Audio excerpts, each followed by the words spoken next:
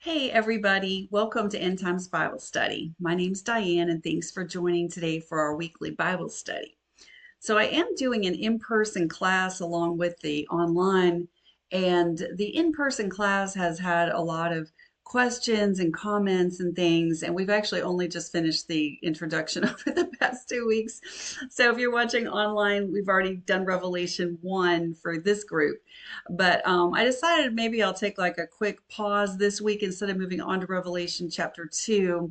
I want to do like an overview of the timeline of the tribulation. So we want to cover today things like some events that will be happening before the tribulation starts, then things, what kicks off the tribulation, events in the first 3.5 years. We'll cover then the midpoint events of the tribulation, and then the last half of the tribulation, plus then events that will be happening after. So that's what we're going to cover today.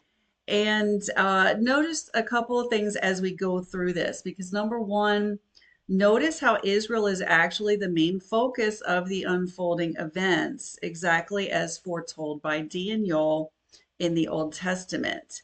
This is the final 7-year period prophesied for Israel and Jerusalem. And that's found in Daniel 9:24 through 27. Now, I've already covered that in more detail in the introduction. So if you've missed that, if you want to go watch that, it's called Introduction to Revelation. It's on my Revelation 2024 playlist, which is updating my previous Revelation playlist, which I recorded in 2022. So, number two, understand that Revelation needs to be understood by cross referencing parallel passages throughout the Bible, which is what we will be doing through this whole study and including today. Number three, John, the disciple slash apostle, who's the writer of Revelation, is recording what he sees and he's watching these events. So sometimes the chronology can be a little tricky in Revelation. It's not really unfolding start to finish chronologically. Because here, let me give you an example of a movie. So, if you've seen Lord of the Rings, The Two Towers, that's a good example of this. But if you're not familiar, you've basically got three storylines going on simultaneously. So the movie keeps switching. They first show Frodo and Sam, then they show who was next? I think it was, I don't know, I can't remember now. If it was Gimli and not Gimli, Merry and Pippin, like their whole adventure. And then the third group is Aragorn, Gimli, and Legolas. So, it keeps kind of just going, flashing back and forth. And I feel like that's kind of how Revelation tends to go, is that sometimes you're given kind of, okay, here's a layout of what's happening, but then it kind of is taking a step back. So just keep that in mind as we go through this. So let's look at some events that happened prior to the final 7-year period. Oh, and I'm going to try to do this today. I'm going to make myself smaller, and I'm actually going to show you, this is what I print out for my class. So I'm just going to put myself up here in the corner, and then we'll look at this timeline on my laptop. So this is the first time I've done this, and hopefully this works, and we're going to look at some Bible verses as well. Hopefully everybody can see this all right. I made it a little bit bigger. You can always put this on full screen too. But so some events that we could that are happening prior to the tribulation. 1948, Israel is reborn as a nation. And there's there's a lot of things in the Old Testament that allude to that. Isaiah 66:7-9 is one passage. You can look that up later if you want. But it's clear that Israel, which basically didn't exist from like 135 AD on until 1948. They did not exist as a country. It's clear based on all the prophecies here that they would need to be back in their land as a country again, which is exactly what has happened. All right. Then we see also apostasy increases. So we're going to look at well, Jesus had a lot to say about that in Matthew 24, verses 9 through 12. And he's talking about false Christ, will come and all that. We're just going to look at 2 Thessalonians 2-3. So let me see if I can pull that up. Let's see if I've got, where am I on here? I don't know what, I think that was Daniel 9 actually. we're going to try to go through this kind of fast because honestly, we have a lot to cover. But all right, so this is 2 Thessalonians, what did I say it was, chapter 2, verse 3. So it's talking about the context of this is the Antichrist. And verse 3 says, let no one deceive you in any way, for it, meaning the Antichrist coming, the day of the Lord, will not come until the rebellion occurs and the man of lawlessness, the son of destruction, is revealed. He will oppose and exalt himself above every so-called God or object of worship. So he will seat himself in the temple of God, proclaiming himself to be God. So this man of lawlessness, the son of destruction, this is the Antichrist being referred to. And it's telling you what he's going to do in the temple of God, which also indicates a rebuilt Jewish temple. So we'll get to that, but just keep that verse in mind. Now, I want to point out that the word there for rebellion is the word apostasia. I think that's how you pronounce it in Greek. So that's the language that this is written in. It means a defection from the truth. So it kind of implies people, that either heard the truth, like believe, people professing Christianity, but they have turned away. And we see this actually happening majorly right now. I'd see that a good bit of the professing Christian church today is apostate, meaning they have defected from the actual truth of what the Bible is teaching. We've seen a major situation about a week or two ago with the Pope coming out and saying that basically all paths lead to God, and that everybody's their own path they're on for whatever religion they're on, whether it's Muslim or Hinduism or Buddhism or whatever, that that's the same God and they're getting there. So that's apostasy. Okay, that is a false teaching. Jesus clearly said, I am the way, the truth, and the life. No man comes to the Father except through me. That's John 14:6. All right, so we do see that coming. This is also in direct contradiction to a lot of these false prophets who are out here prophesying this, million man harvest or whatever it is. We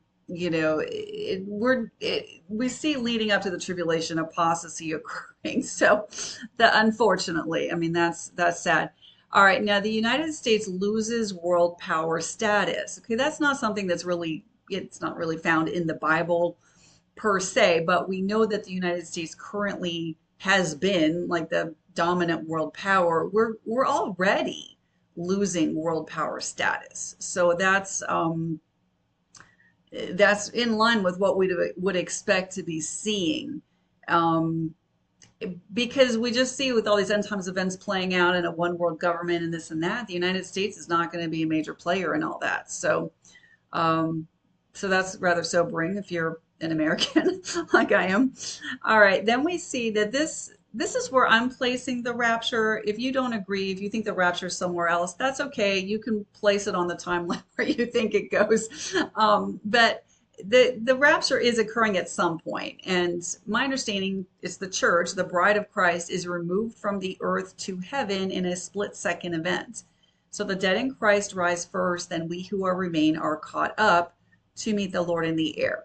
Now that's referenced in 1 Thessalonians 4:16 through 18. And then we receive immortal, imperishable bodies at that point. And that's 1 Corinthians 15:51 through 53, which kind of, there's a lot of reasons. I already covered the rapture in detail in the intro session, so you might want to go watch that. But if you're receiving this at the end of the tribulation, you're receiving immortal, imperishable bodies at the end when Jesus is returning, and we're just going up in the air and then coming right back down with him, which is my understanding of what the post-tribulation rapture teaches. Okay, then if all the believers at that point are getting these immortal, imperishable bodies, who are the people that are now populating the millennial kingdom? So that's an issue. We'll look at this more. But anyways, it's assuming that's how it's all playing out. We remain in heaven until the end of the tribulation, when we will accompany Jesus back to earth riding white horses, because it says in Revelation 19, Jesus returns accompanied by the armies of heaven riding white horses. We also see prior to that happening in Revelation 19, verses 7 through 8, we see that the bride is in heaven. So that kind of implies she's been there all along. Plus, she's not mentioned in Revelation once the tribulation starts until this point. So, anyways, bottom line, it's not worth arguing about per se. It does say no one knows the day or the hour, and this seems to be a mystery, and so I think that's why there's so much confusion about when this event takes place. But just be ready, and you should be good. All right, so now I just want to comment on the tribulation itself. So it's a period of 7 years, which was referenced in Daniel chapter 9. So we see a lot of references in Daniel and Revelation where it talks about a time, times, and half a time. So that's 3.5 years. So, or 1,260 days or 42 months. So those are all those verses are found throughout Daniel and Revelation with these numbers. So it seems like we have the tribulation is split in two, the first 3.5 years. Okay, then we have the midpoint of the tribulation.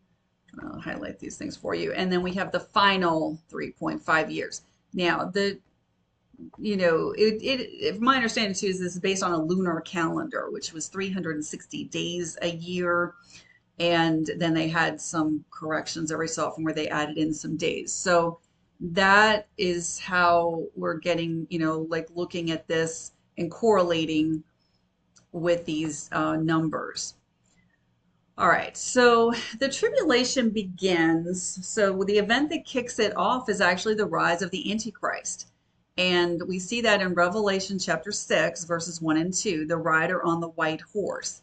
And we'll look at 6, I think, in a few minutes when we talk about the seals being opened. But that the rider on the white horse, the Antichrist, is coming looking, he's the kind of like the opposite of Christ, but he's trying to pretend to be Christ. He's pretending to be the Messiah. He's going to be the person coming in to save the day that is going to bring this peace, and everybody's going to be like, oh, wow, he's so great, sort of thing. Because Jesus is the one who comes back riding the white horse in Revelation 19. So this is like a false copy of the Messiah. So he comes in, but we know from Daniel 9:26 through 27, and I think this is a bit of a paraphrase, but the Antichrist will confirm a covenant with the many. So it seems like many nations involved, including Israel, some sort of peace treaty, probably, for a 7-year period. So if you're here and you see, maybe the end of this current Israel, Hamas, now Hezbollah, Lebanon war, somebody steps in and he's doing a 7-year treaty with Israel, that will tip you off that the tribulation has begun. Okay. So, but the verse in Daniel goes on to say, but in the middle of the 7 years, he, the Antichrist, will put a stop to the temple sacrifices and commit the abomination of desolation. So we already read the verse about the temple from 2 Thessalonians, where the Antichrist will enter the temple and declare himself to be God. So that is the abomination of desolation. So the peace treaty is probably including that they can rebuild their temple, because if you know anything about the Middle East situation, Israel wants to rebuild their temple and everything's ready to go. They just do not have the permission because they're not in Israel's not in control of that Temple Mount. It's under the Muslim control. And actually, when I did that teaching on Jordan a few weeks ago, it seems that Jordan is actually the one who has control over that Temple Mount area.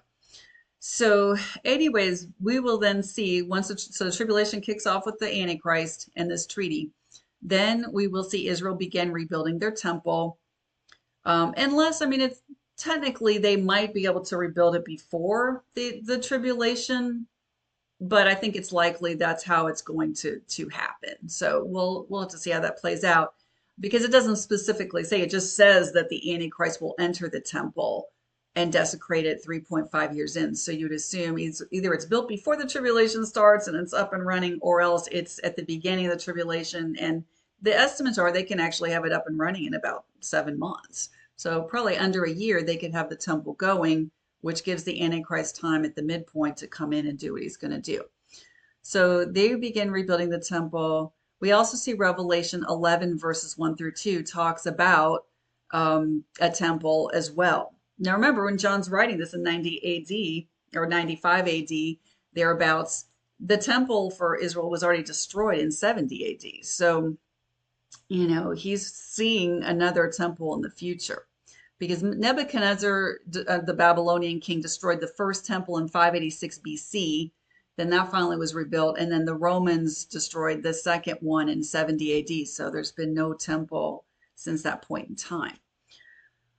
All right, so now we also see in Revelation that there are 144 Jewish witnesses who are sealed by the Holy Spirit with a mark on their foreheads. Now that's found in Revelation 7, and we're not going to look there. I mean, if you're doing the study, we're going to be going through all this in detail. So I'm just kind of giving you an overview, but Revelation 7 does tell you each name of the leader of the 12 tribes, and it's 12,000 from each of the 12 tribes. So that's going to be happening in the first half of the tribulation. Then we have two witnesses who are carrying out their ministry for the first 3.5 years in Jerusalem. And when they have finished their testimony, Revelation 11 verse 7, the Antichrist, known as the beast in Revelation, will be allowed to kill them. Like prior to that, they were untouchable, that you couldn't do anything. But now the Antichrist will be allowed to do that. And then they're going to lay there dead in the streets. And then 3.5 days later, God will resurrect them and call them up into heaven. And in that hour, there was a great earthquake, and 1/10 of the city, Jerusalem, collapsed. 7,000 were killed, and the rest were terrified and gave glory to God. And that's Revelation 11:13. Now, at this point in the tribulation, we've already had the seven seals have opened, and the seven, well, at least is what it looks like, and 6 trumpets have been blown, because the Revelation is basically 7 seals that are opened first by Jesus. Then we have 7 trumpets that are blown by angels, and then we have 7 bowls that are poured out by angels, and each one has different things that are happening. So the 7 seal judgments. So Jesus is opening these seals beginning in Revelation chapter 6. And the traditional teaching, this is what I taught when I did this back in 2022, I think. A lot of, traditional teaching is these are all sequential. You have the 7 seals are open, then the 7 trumpets go, then the 7 bowls. But in really studying this out, I started really doing a deep dive into end times teaching in 2020 and started teaching at that point. And I've really immersed myself. It's now 2024, and just hours of researching and reading and studying the Bible. And there is an alternate view, and I think it does have some merit. I think it's possible that the seals, which we're going to go over what they are in a second, but the seals are spread out over the entire 7 years. With the 5th seal, we see that there's these martyrs under the throne when the 5th seal is opened. I think that's more really corresponding to the last half of the tribulation. And I think the 6th and 7th seals are occurring at Armageddon at the end of the tribulation. And I'm going to go into this a little bit more detail, but let's look at these 7 seal judgments. So the first seal, as we mentioned, it's the white horse, which is the Antichrist coming forth with conquering power.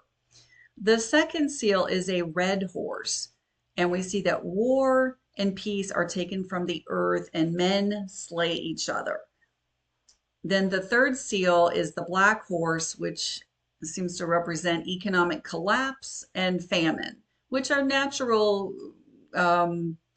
consequences often of war. Okay. And then the fourth seal, you see a pale horse ridden by death. So the rider of this horse is death, with Hades following close behind. So it's almost implying that, okay, a lot of people are being killed and going to hell. Now it does say in this part that 1/4 of the earth is killed by sword, famine, plague. And so think of diseases and so forth, and beasts of the earth. So you have the animal kingdom attacking people as well.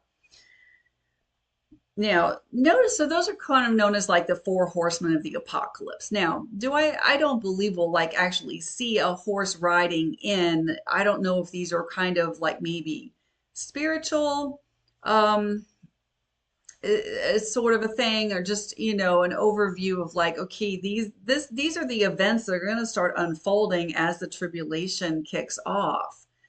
Um, but then the fifth seal, we see that the souls are under the altar in heaven, and these are the martyrs. And to me, this would seem to correspond more with the midpoint of the tribulation to the end of the tribulation, because the tribulation saints are given over to the Antichrist for the final 3.5 years. And we see that in Daniel 7:25 and also Revelation 13:7. Let me just pull up. Um, I was going to look at Daniel 7:25. If you guys have questions on this, I mean, yeah, there was Revelation 6. I know it's a lot to take in. So, but Daniel 7:25, it's a whole vision about all these beasts that Daniel sees. It seems like the final Antichrist kingdom is the fourth beast that Daniel sees. And then there's a lot of stuff about Jesus coming back. And then like the whole Antichrist kingdom and so forth. So let's see. Okay, yeah, this is the verse we want. So he has an angel who's giving him information. So the fourth beast is a fourth kingdom that will appear on the earth, different from all the other kingdoms, and it will devour the whole earth, trample it down, and crush it. And the 10 horns are 10 kings who will rise from this kingdom. After them, another king different from the earlier ones will rise and subdue 3 kings. So that's the Antichrist. When you say it's different from the earlier ones, you wonder, does it mean because he's indwelt by Satan? Or, what's the difference? But anyways, he will speak out against the Most High and oppress the saints of the Most High, intending to change the appointed times and laws. And the saints will be given into his hand for a time, times, and half a time. But the court will convene and his dominion will be taken away and completely destroyed forever. So, so that's how that ends. But, this is the last 3.5 years. So again, assuming the believers are taken out beforehand, you have people coming to salvation during the tribulation, and presumably many Jews, because you have the 144,000 Jews who are sealed that apparently are providing, that's what you do as a believer, is you're giving a witness about Jesus Christ, and then 2 witnesses who have their ministry in Jerusalem. So, apparently many will come to salvation at that point. But then in the final 3.5 years, they're given over into the hand of the Antichrist and persecuted.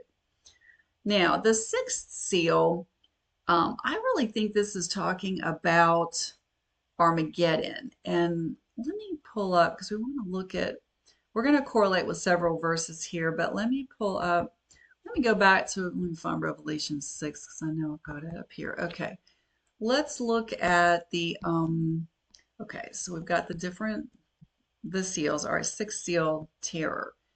And let me make that bigger. And when I saw the Lamb open the 6th seal, there was a great earthquake, and the sun became black like sackcloth of goat hair, and the whole moon turned blood red. And the stars of the sky fell to the earth like unripe figs dropping from a tree shaken by a great wind. The sky receded like a scroll being rolled up, and every mountain and island moved from its place. The kings of the earth, the nobles, the commanders, the rich, the mighty, and every slave and free man hid in the caves and among the rocks of the mountains. And they said to the mountains and the rocks, fall on us and hide us from the face of the one seated on the throne and from the wrath of the Lamb. For the great day of their wrath has come, and who is able to withstand it? So again, it really seems like they're seeing the return of Jesus Christ at this point. So now let's look at Jesus' own description in Matthew 24 of his return. I think that was verses 29. Okay, so talks about, Jesus coming. Let's see. immediately after the tribulation of those days. And Jesus calls the last 3.5 years the Great Tribulation.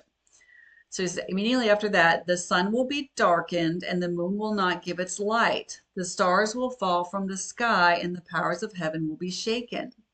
At that time, the sign of the Son of Man will appear in heaven, and the tribes of the earth will mourn. They will see the Son of Man coming on the clouds of heaven with power and great glory. And he will send out his angels with a loud trumpet call, and they will gather his elect from the four winds from one end of the heavens to the other. Okay, so I think that's again not a rapture thing, but gathering up the the people who survived the tribulation, like his elect. So, but that's very similar to what the other passage said. Now, when you look over in Isaiah 34, this was the verse that really kind of got me with these. This is correlating with the sixth seal. So let me see. Let me start with maybe verse 2. The Lord is angry with all the nations and furious with all their armies. So I think this is talking about Armageddon here. He will devote them to destruction. He will give them over to slaughter. Their slain will be left unburied, and the stench of their corpses will rise, and the mountains will flow with their blood. All the stars of heaven will be dissolved. The skies will be rolled up like a scroll, and all their stars will fall like withered leaves from the vine, like foliage from the fig tree. And it's talking about the skies being rolled up like a scroll. The only other place that's talked about is at the sixth seal. But this is clearly, it talks about the Lord slaying people with the sword. And, this is all clearly, the context of this is Armageddon. So, so that was rather telling. And then, what was the other verses I was going to look at for that passage? Wait, let me just look at my notes really quick. Let's see, sixth seal. Yeah, okay. Let's see, Revelation 11:15. Let me see here. Let's look at that. Okay. Oh yeah. Now the sixth seal really seems to be correlating with the seventh trumpet. And we see right before that, it's just been talking about the two witnesses and what happens with them in this earthquake that occurs. And then it says the second woe has passed and the third woe is coming shortly. So we're going to see that those other two woes, I think it's let's see, fifth and sixth trumpets, and we'll go over that. But the third woe is Satan getting thrown out of heaven, which we know happens at the midpoint of the tribulation. So, so again, that's kind of putting a time frame, but I think then maybe the seventh trumpet isn't really coming, being sounded until the very end of the tribulation, because then the seventh angel sounded his trumpet and loud voices called out in heaven. The kingdom of the world has become the kingdom of our Lord and of his Christ, and he will reign forever in heaven, ever. And the 24 elders who sit on their throne before God fell on their faces and worshiped God, saying, We give thanks to you, O Lord God Almighty, the one who is and who was, because you have taken your great power and have begun to reign. The nations were enraged, and your wrath has come. The time has come to judge the dead and to reward your servants, the prophets, as well as the saints and those who fear your name, both small and great, and to destroy those who destroy the earth. So again, this is sounding like something happening at the end of the tribulation, not at the midpoint.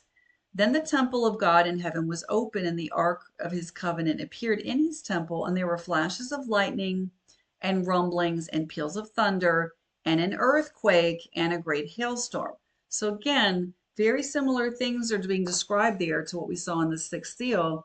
And then we see the seventh bowl even more so, and that's Revelation 16, where we see the bowls start getting to be poured out. So the seventh bowl, all right, so the seventh angel poured out his bowl into the air, and a loud voice came from the throne in the temple saying, It is done. Now, this is at the end of the tribulation. So, But notice how this corresponds with the other two, the sixth seal and the seventh trumpet. And there were flashes of lightning and rumblings and peals of thunder and a great earthquake, the likes of which had not occurred since men were upon the earth. So mighty was the great quake. The great city was split into three parts. It's talking about Jerusalem, and the cities of the nations collapsed. And God remembered Babylon the Great and gave her the cup of the wine of the fury of his wrath. So notice this. I mean, a lot of people talk about America's Babylon or other or this or that's Babylon. We'll get into that when we get to Revelation 17:18. But notice it's not destroyed until the very end of the tribulation. This is the seventh bowl of wrath. Then every island fled and no mountain could be found.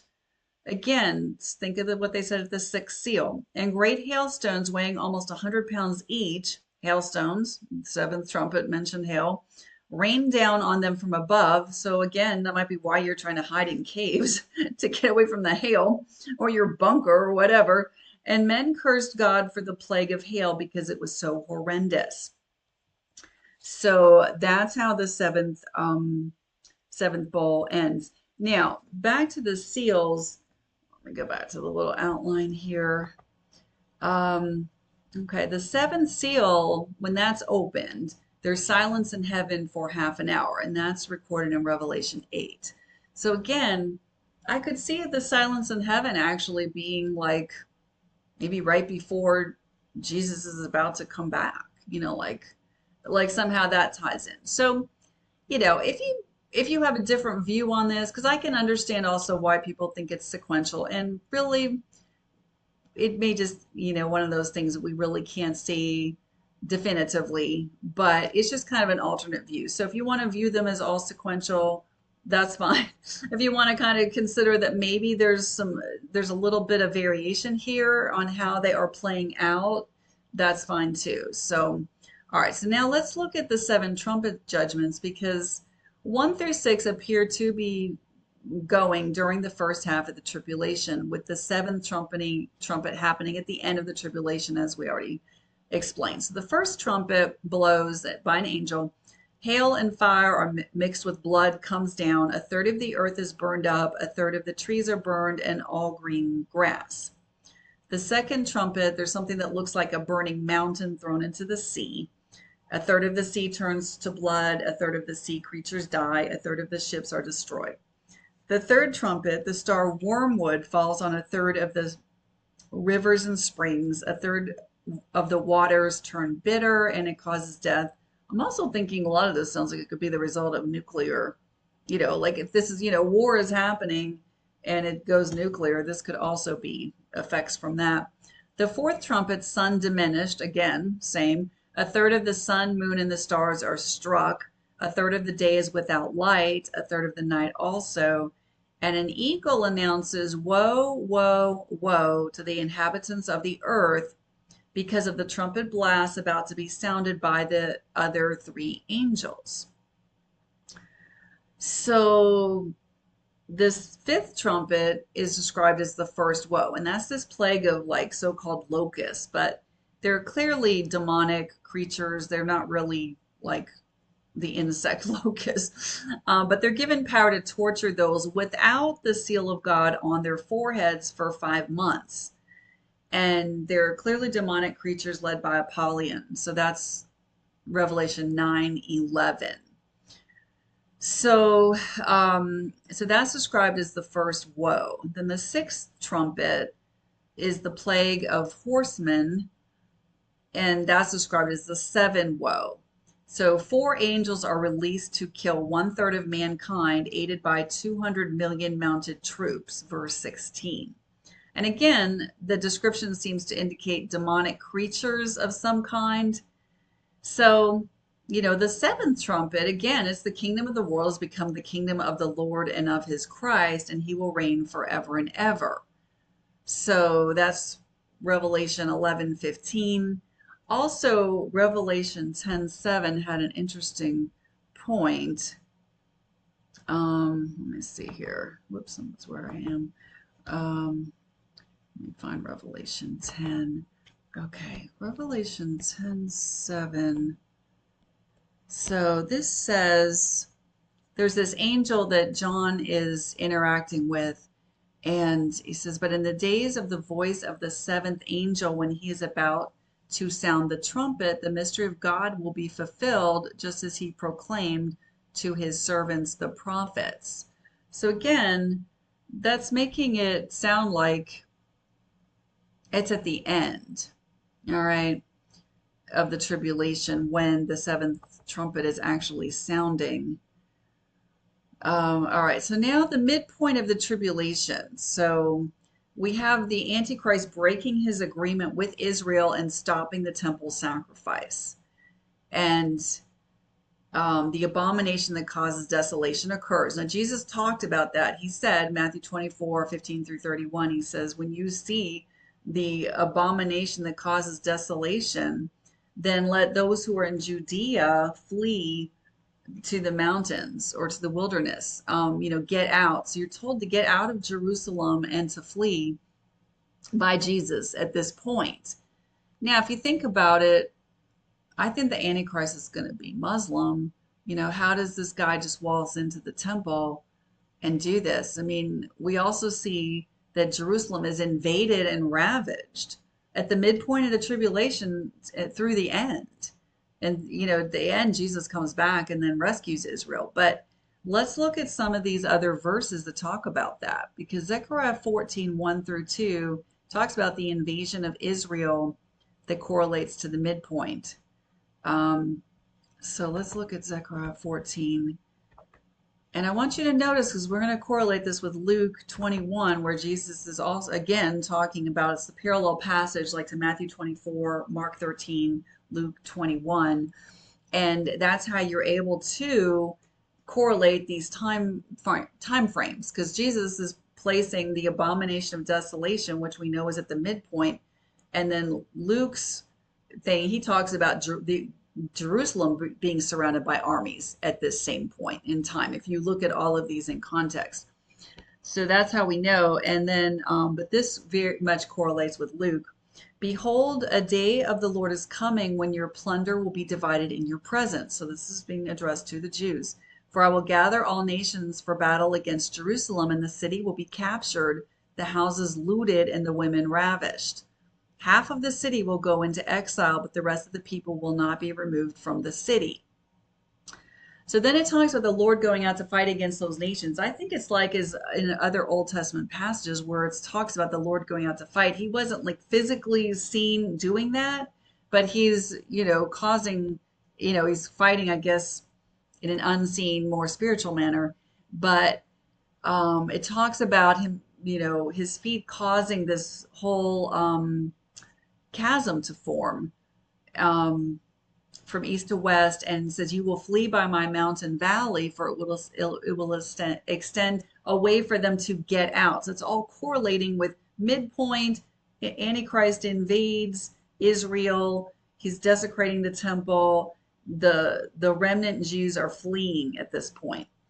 And then he talks about then you will flee as you fled from the earthquake. Okay, then the Lord my God will come and all the holy ones with him. So I think that's now kind of like, okay, now 3.5 years have elapsed. Now Jesus is returning. And now it talks about the return of Jesus, what's happening. And then it talks about the millennial kingdom. Now let's look over to Luke 21. And again, if you read all three of those passages in context, Mark 24, Matthew 24, Mark 13, and Luke 21, you see that these are all talking about the exact same thing, except Luke provides, instead of seeing the abomination of desolation, he says, but when you see Jerusalem, in verse 20, surrounded by armies, you will know that her desolation is near. Then let those who are in Judea flee to the mountains, let those in the city get out, and let those in the country stay out of the city. For these are the days of vengeance to fulfill all that is written. How miserable those days will be for pregnant and nursing mothers, for there will be great distress upon the land and wrath against this people. Now notice this, they will fall by the edge of the sword and be led captive into all the nations. That's what Zechariah 14, 1 through 2 is just saying. And Jerusalem will be trodden down by the Gentiles until the times of the Gentiles are fulfilled. So we see that that is what is actually going to happen at the midpoint. Now, Revelation 11 is talking about John. He says, I was given a measuring rod like a staff and was told, go and measure the temple of God and the altar and count the number of worshipers there. So again, this is, midpoint of the tribulation. John is seeing this temple, but exclude the courtyard outside the temple. Do not measure it because it has been given over to the nations, and they will trample the holy city for 42 months. That's the final 3.5 years. And I will empower my two. Okay, they were already prophesying in the first half, is what it looks like. But we'll get into that later when we get to that. All right, so now let's go back to the outline here. So hopefully you could see those connections. I mean, that's the only way to really get to this timeline is by correlating these different verses. And when you know Matthew 24:15, which is talking about the midpoint, that's how you then can correlate everything else.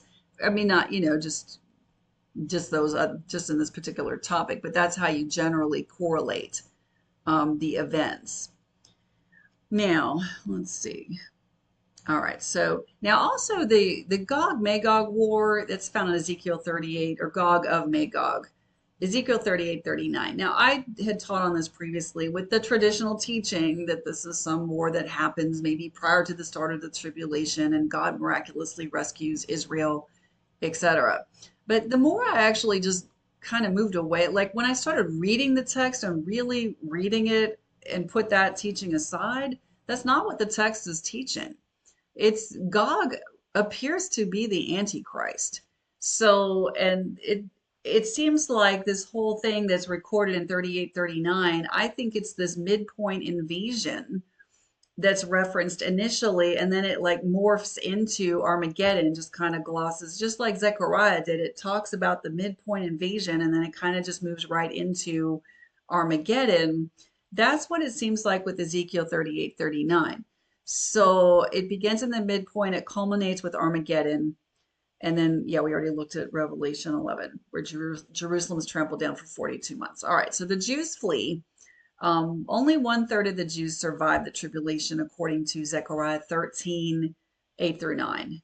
And it says 2/3 in the land, meaning Israel, will be cut off and perish, but 1/3 will be left in it.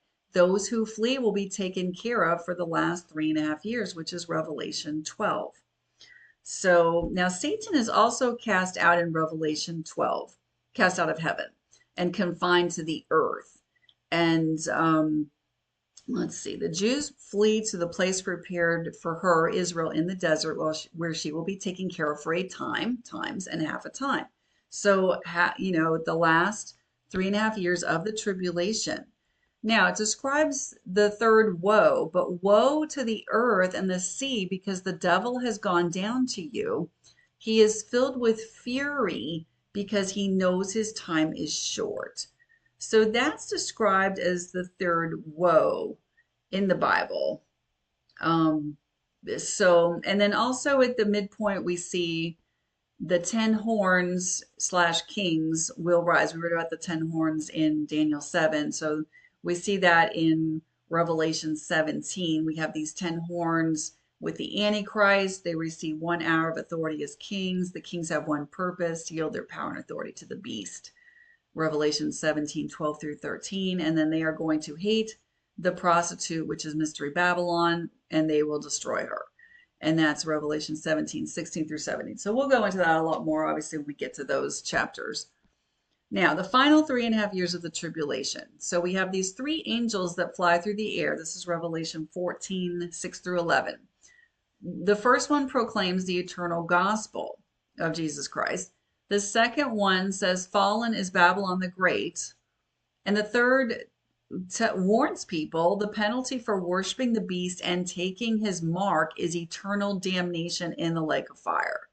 So really no one has an excuse. You're told about Jesus, you're warned that Babylon the Great is going to fall, and you're told not to take the mark of the beast. And maybe there are a lot of people then at this point who come to salvation. I mean, there are a huge number. It says they come out of the great tribulation, which is the final 3.5 years. And so they are spared, and that's in Revelation 7, by the way, but they're spared, they're spared from entering into the lake of fire and eternal damnation because they turn to Jesus Christ. But we see in the final 3.5 years, really, the Antichrist confirms that covenant to start with, but you're really going to see him rising to this totalitarian power, I think, at the midpoint where the mark of the beast is implemented. He's assisted by his false prophet who does all sorts of, miracles and deceives people, and, this kind of one world government thing, the mark of the beast that's needed in order to buy and sell. So that's all talked about in Revelation 13. Wars of the Antichrist. Now, Daniel 11 gives us some really good information about the Antichrist. Verses 36 through 45 talks about Egypt antagonizing the king of the north, who is the Antichrist, who storms out, invading many countries, including Israel. So that's probably the Gog of Magog war right there. Many countries fall. Now, Jordan is delivered from the hand of the Antichrist. So that's interesting. And I did a whole thing about which country is delivered from the hand of the Antichrist about maybe a month ago. So that's on my YouTube channel on one of my playlists. But that was very interesting. I learned a lot. It was very interesting what I learned about Jordan. But anyways, it says, quote, "He will extend his power over many countries, and even the land of Egypt will not escape," which is verse 42. The Libyans and the Cushites, which that's Upper Nile region, so you've got like northern Africa, will submit to him. Then verse 43, "News from the east and north will alarm him, and he will go out with great fury to destroy many and devote them to destruction." So he's on a rampage. And so again, when you're thinking about people who might be the Antichrist, like a lot of people are saying, oh, Trump's the Antichrist. Well, I really can't picture Trump doing these things that are described here. So, it's somebody local to that area. I believe the Antichrist I think it's the Bible's pointing to Turkey as being the source of the Antichrist and of Muslims. So that's what it's looking like to me. But anyways, moving on. "He will pitch his royal tents between the sea and the beautiful holy mountain, but he will meet his end with no one to help him." So again, that's talking about he's in Israel. This is where Armageddon is fought. This is where Jesus defeats the Antichrist. Revelation 19. So those were verses 44 through 45. Now, also in the final 3.5 years, you've got these bold judgments that are poured out on earth by 7 angels. And it really starts in chapter 15 of Revelation and goes through chapter 16. But the first bowl is poured out on the land, and ugly and painful sores break out on those with the mark of the beast. So now if you've taken the mark, you're already getting judgment on the earth with these ugly, painful sores. Number 2, the bowl is poured out on the sea, which turns to blood, and everything dies. The third bowl is poured out on rivers and springs. That turns to blood. And an angel states that this is a just judgment because, quote, "They have shed the blood of your saints and prophets, and you have given them blood to drink as they deserve." Chapter 16, verses 5 through 6. The fourth bowl is poured out on the sun, which is given power to scorch people with fire. That's verse 8. The fifth bowl is poured out on the throne of the beast, and the beast's kingdom is plunged into darkness. The sixth bowl is poured out on the Euphrates River, which dries up to make way for the kings of the east, and the kings are assembled for the battle of Armageddon, which again is in Israel. And the seventh bowl is poured out on the air, and there's a voice from heaven saying, "It is done." And then we talked about, the severe earthquake, the worst one ever, cities of the nations collapse, every island flees and mountains could not be found, 100-pound hailstones fall on people, and Babylon is destroyed. So then it kind of backs up. I mean, that's all in chapter 16, but then it goes with chapter 17 and 18, talking about Mystery Babylon, Babylon the Great, and its destruction. So it's destroyed in one day, consumed by fire, and the kings of the earth mourn, and they state, "In 1 hour your doom has come." and so on. So everybody's mourning and carrying on. But then in verse 19 it says, rejoice, saints and apostles and prophets, God has judged her for the way she treated you. Verse 20, in her was found the blood of prophets and of the saints and of all who have been killed on the earth. So Mystery Babylon is the city that's responsible for, somehow they're the source of all the violence and bloodshed against the prophets and saints, and those who've been killed on the earth, presumably talking about during the tribulation period.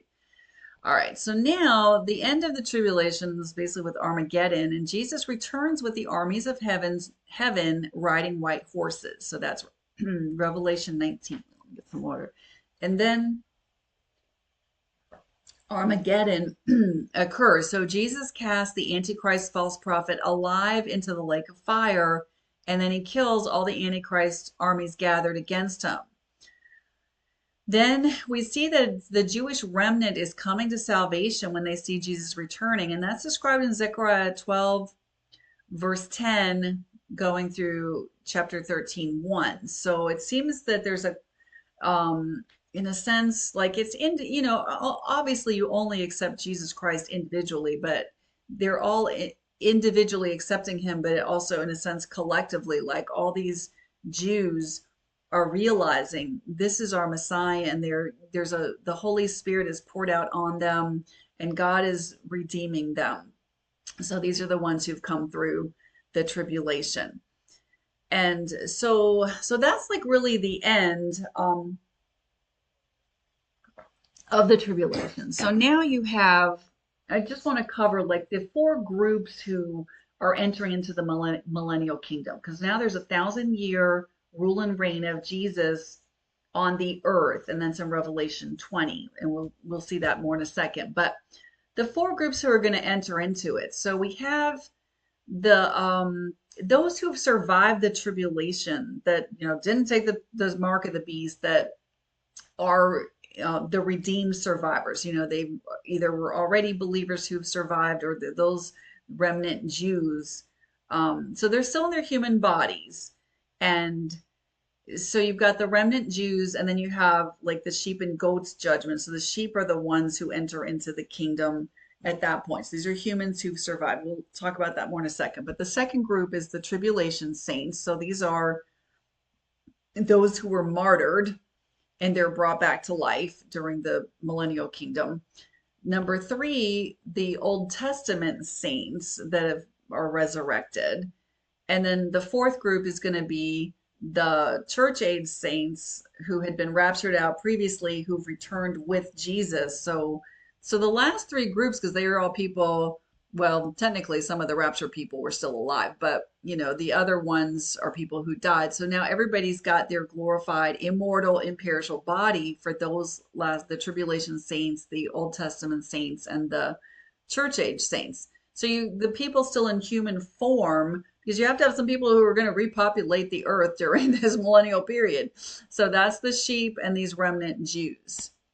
At least this is the best of my understanding. I know this is complex. If you have some other ideas, feel free to leave those comments, or reach out. But back to this, so the 4 groups. So the sheep and the goat judgment, that's happening in Matthew 25, and it's at the end of the tribulation. And it seems to be that this is just for those who have survived the tribulation. Obviously, if they were already killed by Jesus at Armageddon, they've gone into hell, presumably. But now these people are alive, and I'm also wondering if it's a judgment of the Gentiles only, which I'll explain that in a second. But the sheep are sent into the millennial kingdom, and the goats are sent into the eternal fire prepared for the devil and his angels, which is Matthew 25, verse 41 and 46. So we're going to look at this passage here in a second, but I'm kind of wondering if, since they're judged at this point, do they just go straight into the lake of fire? If you've survived the tribulation, instead of going to hell to wait for the great white throne judgment, which is 1,000 years later, when hell is emptied out and all those people come before Jesus for judgment at that point, if they just go straight into the lake of fire at that point. But let's take a look at that. And then the remnant Jews, like I said, these Jews who've come to salvation. But the reason I'm wondering, and I could be wrong on this, but let me find Matthew 25. Okay, there we go. Um, just from the context of, okay, like I said, it does seem like these are all people who've survived the tribulation, because notice what it says: when the Son of Man comes in his glory and all the angels with him, he will sit on his glorious throne. All the nations will be gathered before him, and he will separate the people one from another, as a shepherd separates the sheep from the goats. He will place the sheep on his right and the goats on the left. Um, so notice the nations are gathered. So to me, it seems like all the people left on the earth are gathered up before him for this judgment. He already knows who's who. He already puts the sheep on the right and the goats on the left. So it's not like you're going to stand there, give an individual account, and then you get, okay, you here, you here. No, he already knows who his like this says, the sheep know his voice and follow him. So all right, so then the king will say to those on his right, "Come, you who are blessed by my Father, inherit the kingdom prepared for you from the foundation of the world. For I was hungry, and you gave me something to eat. I was thirsty, you gave me something to drink. I was a stranger, you took me in. I was naked, and you clothed me. I was sick, and you looked after me. I was in prison, and you visited me." So again, this is not a salvation or by works, which sometimes it could seem like that. But it's like if you're a believer, that's who you are. That should be how you're behaving. But the righteous will answer him, "Lord, when did we see you hungry or feed you and thirsty and give you something to drink, etc." And the king will reply, verse 40, "Truly I tell you, whatever you did to the least of these brothers of mine, you did for me." So that's what I'm wondering about. It seems like, and there's other verses in Joel where it talks about when God gathers everybody for judgment. And in fact, he says where it's going to take place, the valley of Jehoshaphat in Joel 3. It's like they're judged on how they treated Israel. Like they're judged for dividing up the land, and so forth. So I'm like wondering if this is like for all non-Jews who are being judged here, whatever you did for the least of these brothers of mine, because Jesus was Jewish. So is he talking about how did you treat the Jews? So it's possible, and so I could be wrong on this, but it's possible that the remnant Jews that have come to salvation, they're not part of this actual judgment because they're already going into the millennial kingdom, but this is for the Gentiles. But then, so for those on his left, "Depart from me, you who are cursed, into the eternal fire prepared for the devil and his angels." And then he reiterates the same things. And they're like, "Well, when did we see you hungry or thirsty?" And then he says, "Truly, I tell you, whatever you did not do for one of the least of these, you did not do for me." So, um, so I don't know.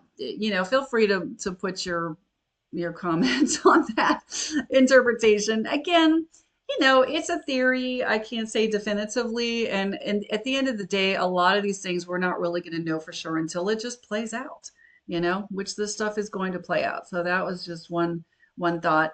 But again, the tribulation saints, it says in Revelation 20, verse 4, that they came to life and reigned with Jesus for 1,000 years. So, so did they come back with Jesus with with the armies of heaven, or this is like a separate thing where they came back to life after that and reigned, but they'll have glorified bodies would be the implication.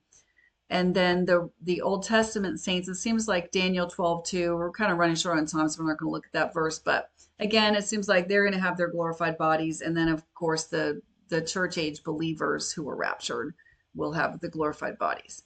So it's up to the sheep and the remnant Jews to repopulate the millennial kingdom, which we know happens because it says at the end of the millennium. Well, I will get there. Let me just do this. There's also the marriage supper of the Lamb that's talked about in Revelation 19. So presumably that's taking place. Jesus sets up his rule and reign from Jerusalem. Again, we're almost at an hour. I'm just going to read you the verses. You can look these up later, but Micah 4:7, Isaiah 2 through 3, also Isaiah 9, verse 7, Jeremiah 3, verse 17, also 23, 5 through 6, and Zechariah 14:9. which we were just in Zechariah 14. But it's like the Lord will rule and the Lord alone, something to that effect. All right, so now we also see that the 12 tribes are returned to Israel. That's in Ezekiel 48. That whole chapter is about this, and it gives the exact location where the 12 tribes will be, which is actually a little different from what it was initially for them. So that's interesting. So they are back in the land at this point during the 1,000 years. Then Satan is also bound for 1,000 years. At the beginning of this, he's locked up. So that's Revelation 20, verse 2. Then we have the 1,000-year millennial reign of Christ. So then we see that Satan is released at the end of this 1,000 years, and he leads a final rebellion against the rule of Jesus in Jerusalem. That's Revelation 27 through 9. So it says he deceives the nations, and the number of people deceived is like the sand on the seashore. So it says huge, massive amount of people are deceived by Satan. And I mean, here you've got Jesus reigning on earth, and people are falling into deception. So it's like, wow, how crazy is that? But they surround Jerusalem, but it says fire falls out of the sky from heaven, and they're all burned up, and Satan is now thrown into the lake of fire. That's Revelation 20:10. So then it says that the heavens and earth are passed away, so they're destroyed. And that's Revelation 20:11. And then after that, we have this great white throne judgment, Revelation 20:11 through 15. And again, it seems pretty clear that this is a judgment of unbelievers. And so after they are all judged on their deeds, like, I'm not judged on my deeds because Jesus Christ paid the price for my sins, because I've placed my faith and hope in him and in his salvation, and received forgiveness for my sins. So I'm not judged on my sins, but if you haven't done that, you will be judged on all your sins, all the things that you've done, and your name is not written in the book of life, and you're cast into the lake of fire. So that's extremely serious. So yeah, if you don't know Jesus as your Lord and Savior, today's the day. That's an awful fate, and Jesus loves you. He actually desires for all to come to salvation. Jesus said, I came to seek and save the lost. That was why he came. But it's like, if after every opportunity and you continue to reject Jesus Christ as your Lord and Savior, that is what's going to be the fate. So, and if during the tribulation, if you make that choice and you take the mark of the beast, you're choosing to align yourself with the Antichrist, and that is eternal damnation. So anyways, if you have any questions about that, feel free to reach out to me or leave me a comment or something. But then the final kingdom after all that, because we said the old heaven and earth passed away. Now we have a new heaven, a new earth, and a new Jerusalem that's perfect in every way. And that's all described in Revelation 21 through 22. So we're going to be going through all of these things I talked about in more detail as we go through the book. But hopefully you found, this helpful, where, it's kind of just an overall timeline and sequence of events that as we go through it, then you can flesh out the details as we do each chapter. So we will plan to be back next week with chapter 2 for those of you who are on the YouTube channel, and I will post there were a few I do have some references. I always post my references in the description box, but there were some very interesting articles there. The last two talking about the Revelation, kind of the alternate timeline, and then the other one is, are the Old Testament saints resurrected at the rapture? And they had some good information on all that. So, but anyways, I hope you guys have a good week, and we'll plan to see you next week. All right, God bless. Bye.